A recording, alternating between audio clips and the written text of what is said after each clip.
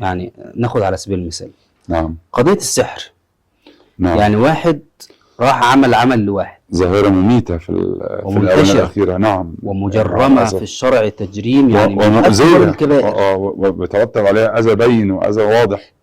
وموجود في القرآن. يعني أصول أن السحر يعني موجود له أصول في القرآن الكريم.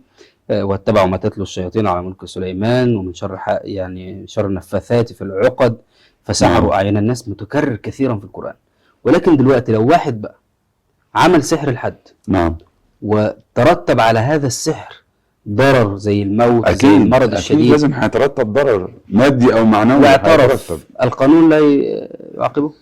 احنا هنقول هنا ممكن نجتهد ونسأل الله ان احنا نصيب في اجتهادنا. يعني النهارده لو هو اعترف ان هو عمل سحر لشخص ما، فهيبقى عندنا الشخص اللي هيكمل اضلاع المثلث وهو القائم بالفعل ده، اللي هو الدجال اللي هو مثلا. الدجال او من قام بالسحر او من قام لو هو اتى الموضوع بشكل صحيح يتوجه للابلاغ لاحد جهات التحقيق. احنا عندنا في وزارة الداخلية في فرع من احد الفروع البحث الجنائي جرائم الاداره العامه للجرائم الاداب، وهي المسؤوله عن مثل هذا النوع من الجرائم، هو الدجل والسحر والشعوذه والنصب على الناس باسم الدين وكذا. طبعا في اختصاص عام للاقسام كلها، ولكن احنا بنقول الجهه صاحبه الاختصاص الاصيل في هذا الامر هي الاداره العامه لمكافحه جرائم الاداب.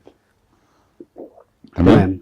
فلو هو النهارده الشخص ده قرر ان هو يعني بيعترف بذنبه، يبقى احنا نقول له بنلزمه. يبقى اول حاجه تعملها توجه ببلاغ ضد الشخص الدجال ده، وتروح تقول ان فلان الفلاني الموجود في الحته الفلانيه بيمارس اعمال الدجل والشعوذه، و99.9 و99,000 ده بيكون بمقابل.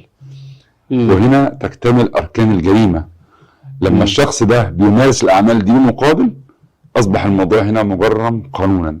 تمام. يبقى احنا النهارده وجدنا باب في القانون نقدر نطالب منه الجريمه دي بالادوات البسيطه. طبعا احنا نعلم جميعا ان التشريعات الوضعيه هي تشريعات قاصره، تمام، ولكن احنا مع التطور يعني التعقيد الشديد في العلاقات البشريه النهارده اصبح في حاجات لازم نستحدثها عشان نقدر نضبط المجتمع، نحافظ على حقوق الناس. لان النهارده انت احيانا بتلاقي ان في يعني علاقه اسريه بتنهار لاسباب غير معلومه.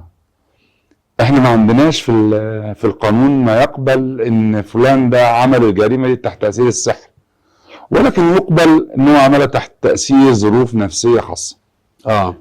ده ممكن يخرجوا براءه من يعني طبعا النهارده ما هو الشخص المسحور او الشخص ربنا يعافينا اللي بيقع تحت تاثير السحر بشكل مباشر هو شخص غير مكتمل الاراده.